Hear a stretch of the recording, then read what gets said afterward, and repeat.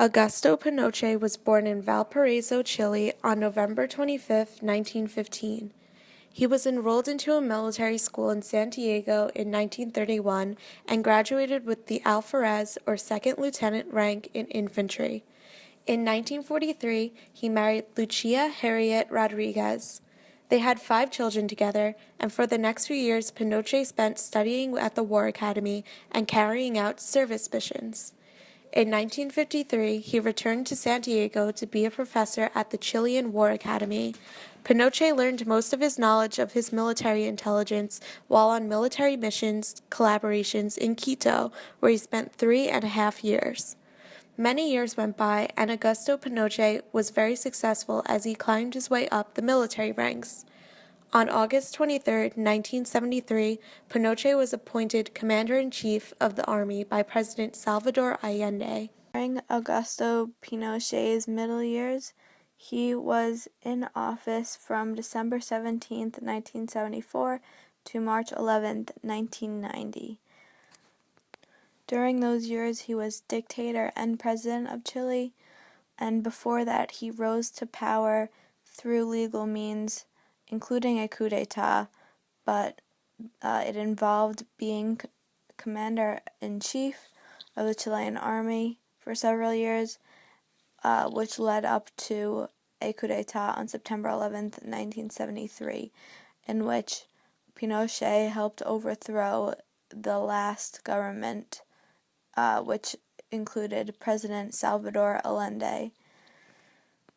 This ended the era of civilian rule in Chile, and it ushered in a new style of government in which Pinochet implemented harsh punishment and treated his civilians violently and led with a militaristic style government. Pinochet was known for torturing, killing, and holding citizens prisoner, and towards the end of his life was brought up on charges against human rights, including a claim that he killed over 3,000 people and interned up to 80,000 people, as well as tortured almost as many as 30,000 individuals while he was in government.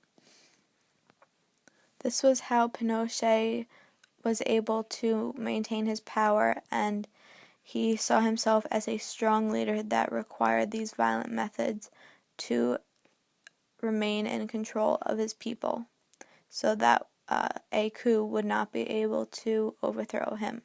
Acknowledging his own power, he decided to name himself Supreme Chief of the Nation in 1974, and continued to acknowledge his power as he oppressed all opposition and claimed his greatness after he implemented a new constitution, changing the Chilean government entirely and implementing many economic reforms that some may say are beneficial, while many say in the long run were detrimental to Chile's economy. However, Pinochet was able to change many negative things that existed during Allende's rule, such as high tariffs and the expropriation of over 600 businesses, as well as economic sanctions and an inflation of over 1,000% that all were detrimental to Chile at the time. And so Pinochet was able to implement many reforms that helped make Chile a more economically stable nation. However, in the process, many saw Pinochet as a harsh dictator with no benefits due to the fact that wages decreased by 8% during his rule.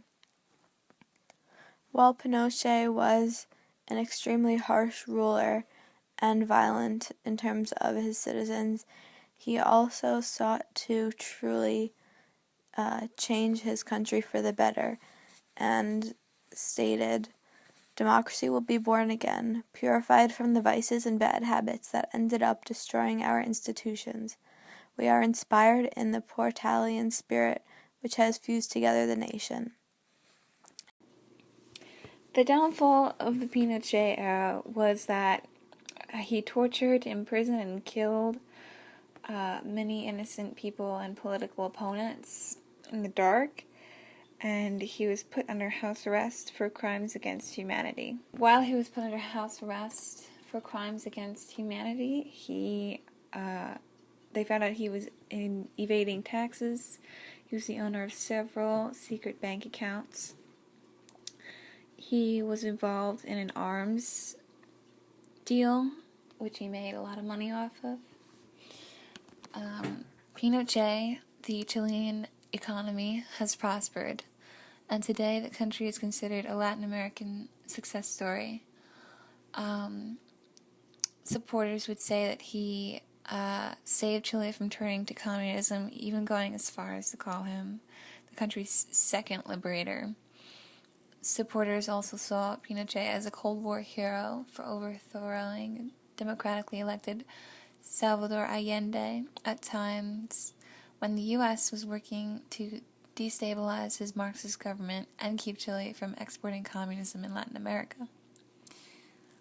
Pinochet died December 10, 2006, in Santiago, Chile, and he never stood trial for his crimes.